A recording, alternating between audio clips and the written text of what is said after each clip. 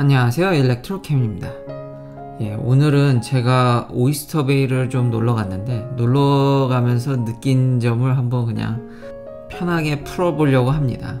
오이스터베이는 이 롱아일랜드의 좀 북쪽이죠, 노스쇼 쪽인데, 여기를 그냥 차를 몰고 놀러를 갔다 왔습니다. 너무 깝깝해서요. 오늘 이런 소식이 터졌죠. 럼프 형님이 부활절 전에 끝날 수도 있다 그랬는데 그거는 거의 물 건너간 것 같고요. 거기다가 지금 사망자가 20만 명이 나올 수도 있다고 해서 앞으로 2주가 되게 고통스러울 거라고 그런 경고도 하시는 바람에 오늘 주식도 엄청 떨어졌고요. 그리고 이렇게 회의에 가보니까 재택근무를 5월까지도 거의 확정적으로 보고 있더라고요. 5월에 끝나면 그나마 다행인 것 같다라는 얘기들이 솔솔 나와서, 제가 되게 집돌이인데 그거는 그동안 이제 학교나 직장을 가니까 그게 집돌인 거지, 그냥 집에만 있으니까 와 저도 엄청 깝깝하더라고요. 결국 여기를 놀러 갔었죠. 그냥 동네에 지금 사람 여기 다운타운은 아무도 없고요. 당연히 아무도 없죠. 사람이 나와 있을 리가 없죠. 그냥 드라이브 삼아 간 거고요. 가다 보면 미국 롱아일랜드가 대체적으로 그런데 해변가나 이런 특히 이제 바다랑 인접한 데에 되게 고급 주택가라고 해야 되나? 고급 집들이 되게 많습니다. 그래서 집을 보는 맛도 쏠쏠한데, 옆에서 장인어른께서 사람이 태어났으면 이런 데라도 살아봐야 되지 않냐고 그러시더라고요. 그래서 한번 이제 집값을 한번 알아봤는데, 와 집값이 기본 20억이라고 했나? 20억? 30억? 40억? 못해도 2밀리언 넘고 한 4밀리언? 그 정도는 있어야지 이런 데서 이제 멋진 대저택을 구할 수 있습니다. 더 슬픈 사실은 그 돈 가지고 맨하탄에 들어가면은 잘하면 이제 새로 진 이런 팬시한 아주 멋진 집은 잘하면 3밀리언? 그러니까 36억이겠네. 이거 거의 40억이네요. 한 50억에 방 2개짜리 아파트를 구하실 수 있습니다. 맨하탄이 이게 허슨밸리 근처인 것 같은데, 이번에 새로 진 건데 여기서는 대저택을 사서 와 멋있다 하지만 맨하탄 들어가면 방 2개짜리 겨우 구할까 말까입니다. 새로 지은 이런 아주 좋은, 관리비도 엄청나겠죠. 그러다 보니까 제가 한 번도 이렇게 돈에 대해서 이렇게 심각하게 생각을 해본 적도 없는데, 요즘은 돈을 좀 벌고 싶다라는 생각이 무럭무럭 자라더라고요. 주식에도 그렇게 크게 관심이 없었는데, 이 유튜브를 하고 그 테슬라의 주식이 막 상승하는 걸 한번 보고 나서 저도 그 광경을 직접 목격하고 나니까 주식에도 관심을 가게 되고, 제가 직장에서 받는 이런 상황에서도 참 저한테 따박따박 아주 높은 월급을 주시는 너무 감사드리고, 그렇지만 또 어렸을 때는 잘 몰랐는데 이렇게 돈을 벌면서 돈 없다 하시는 분들을 이해를 못했는데, 돈이 순식간에 다 사라지더라고요. 가정도 생기고 이러니까 돈이 진짜 들어오면 확 나가는, 내가 그렇게 과소비를 했나. 결국은 버는 돈을 늘려야겠고, 열심히 직장에서 해서 승진을 한다 할지라도, 디렉터까지 올라간다 할지라도 월급이 빤하다는 사실을 알고, 이러니 더더욱 뭔가 재테크, 주식에도 관심이 가게 되더라고요. 그게 이 오이스터베이 가서 느낀 점입니다. 저 바다를 바라보면서 느낀 점이 어떻게도 벌 수 없을까라는 생각을 제가 처음으로 이렇게, 당연히 돈 많으면 좋죠. 근데 이렇게까지 좀 더 심각하게 생각해 본 적이 없는데, 살면서 한 번도. 그렇게 되더라고요. 그래서 오늘 당연히 관심 있는 테슬라 주식과 제 직장 동료가 추천한 2가지 주식에 대해서 그냥 한번 이야기를 해보려고 합니다. 제 직장 동료가 무슨 주식을 추천했냐면요, 한번 구독자님도 이런 판단이 맞는지, 이걸 지금 들어가야 되는지 말아야 되는지, 세상에 제가 주식을 사내만에, 요즘 근데 여윳돈이 좀 생겼습니다. 이 시국에 별로 지출을 하지 않으니까요, 돈이 좀 여윳돈이 계속 생기니까 이제 주식에도 눈이 가는데, 첫 번째 제 동료가 추천했던 건 보잉이었습니다. 보잉. 예. 이 문제의 보잉. 와, 이게 6개월 전? 뭐 불과 한 3개월 전만 해도 거의 300~400불대에 있던 주식이 이렇게 폭락해서 100불 이하를 찍었습니다. 여기를. 진짜 장난 아니죠. 와, 무슨 이 사태가 아주 그냥 회사 하나를 그냥 골로 가게 만드는데, 그러다가 이제 정부가 구제한다 어쩐다 하니까 이제 올라왔죠. 올라왔다가 다시 우리 럼프 형이 야, 좀 힘들 것 같아. 이거 어떻게 될지 잘 모르겠다. 야, 되게 힘들다. 그 말 한마디에 이제 완전히 또 내려갔죠.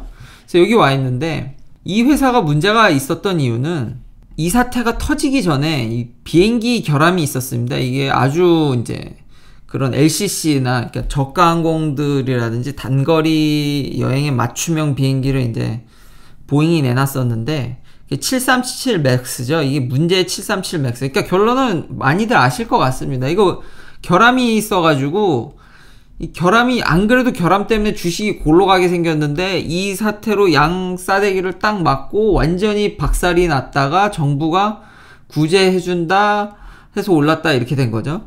제 친구 말은, 그래도 보잉이지 않냐. 이 역사와 전통을 자랑하는. 그리고, 그래서 제가 그랬죠. 역사와 전통? 미국에 그런 게 있나? 라는 생각과, 근데 이제 한 가지 키포인트는 전 세계 비행기를, 민항기를 만드는 회사가 2개밖에 없습니다. 보잉이랑 에어버스밖에 없는 데다가, 더 간과하지 말아야 될 사실은, 보잉이 미국의 최다 수출 회사라고 해야 될까요? 뭘 만들어서 수출하는 매출액 기준으로 1등 회사더라고요, 보잉이. 당연히 이제 비행기를 파니까요. 가장 비싼 물건을 파니까. 그러니까 이렇게 수출을 많이 하는 회사를 정부가 가만히 놔둘 리 없다. 그러니까 어떻게든 살아서 갈 거다라는 게 그 친구의 의견이었습니다. 그러니까 파산은 안 한다는 거죠. 그래서 사야 되나? 사야 되나? 이게 참 고민인데요. 그래서 좀 더 제가 그냥 찾아봤습니다. 찾아봤는데 되게 신기한 게, 정부는 너 돈 안 받으면 죽을 수 있어 라고 하는데, 보잉은 현재 정부가 그냥 돈 주겠다 해서 그냥 덥석 받는 게 아니라 이제 정부가 권고를 한 거죠. 근데 보잉의 대답이 나 필요 없다라는 겁니다. 아니, 지금 너 항공기 결함 때문에 지금 죽기 일보 직전인데 이게 무슨, 거기다 보잉은 한술 더 떠서 737 맥스를 고쳐가지고 프로덕션을 재개하겠다고 합니다. 이게 수주 잔량을 보니까 거의 737 맥스가 보잉 수주의 거의 대부분입니다. 80%가 넘더라고요. 그러니까 이게 잘못되면 그냥 회사는 죽는 겁니다. 그냥 끝나는 거예요. 그래서 어쩔 수 없이 이렇게 얘기하는 걸 수도 있겠는데, 아니 근데 이거 결함 있는데 이걸 고쳐서, 그러니까 이 사태가 이제 진정되면 이걸 고쳐서 다시 팔겠다는 거죠. 그러니까 리즘 하겠죠. 그럴 수밖에 없는 상황이고, 정부가 주는 돈 역시 그냥 주는 건 아니더라고요. 이 돈을 받게 되면 뭐 당연히 제재가 있습니다. 그러니까 공짜도 아니고 어느 정도는 다 갚아야 되는 돈이고요. 그게 그냥 허투루 돈을, 국민 세금을 그렇게 쓰진 않죠.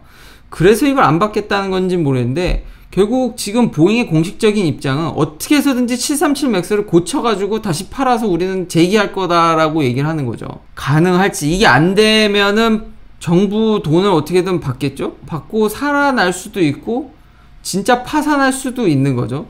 파산하게 하고 새 회사를 이제 로키드 마틴이라든지 여러 이제 군수 회사가 있으니까요. 민항기를 진출하지 않았을 뿐 다른 비행기를 만들 수 있는 만한 미국의 회사는 있긴 있습니다. 그래서 그 부분이 좀 걱정이 되고요. 또 다른 이제 동료가 추천해준 주식이 델타입니다. 델타. 다들 이렇게 항공 산업에 관심이 많은지 제 주변에 참.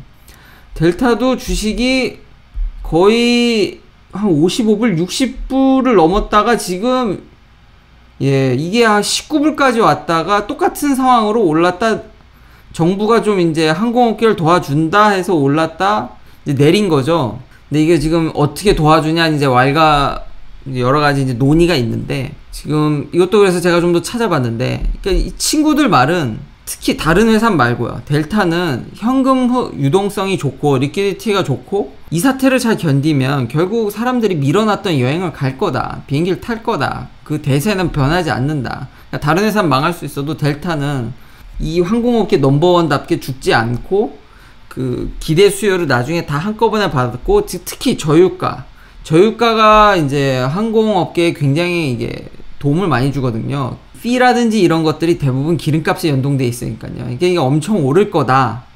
그래서 뭐 100불까지 갈 수도 있으니까 들고 이제 있으면 된다 라고 하는데, 이것도 부정적 의견은 망치로 덜 맞았다는 거죠. 아직 더 이 밑바닥이 더 있다라는 애널리스트 의견들도 있고, 이 회사 현금 흐름이 좋다고 이제 친구들도 뭐 얘기해주고, 뭐 인터넷에 찾아서 이런 재무제표도 보여주는데, 뭐 제가 그 전문가는 아니지만 애널리스트의 평을 보면 이 아메리칸 에어라인이나 유나이티드 에어라인은 현재 리퀴디티로 만약에 2달 견디면 죽는답니다. 러닝아웃 캐시랍니다. 뭐 악착같이 어떻게 해서 몇 개월 더 견딜지도 모르겠지만 하여튼 얘는 2달이고요. 델타나 사우스웨스트는 5달에서 8달도 견딜 수 있답니다. 아니 근데 8달은 안 가겠죠. 근데 5달? 이게 만약에 7월 막 8월 이렇게 가면은 거의 이 두 친구도 지금 캐시가 동난다는 얘기인데, 제가 볼 때 이 얘기를 들어봐도 델타가 망할 확률은 적긴 하지만 5개월이면 이게 좀 불안하다는 거죠, 저는. 그리고 현 시국에서 테슬라도 자유롭지가 못합니다. 요즘 이제 기사들이, 테슬라가 어떤 기사들이 많이 나오냐면, 이제 좀 있으면 요번 1분기 이제 실적을 발표해야 되는데 77,000대를 달성할 수 있냐, 이 정도라도. 지금 테슬라 주식이 130불 간다는 의견도 좀 보이더라고요.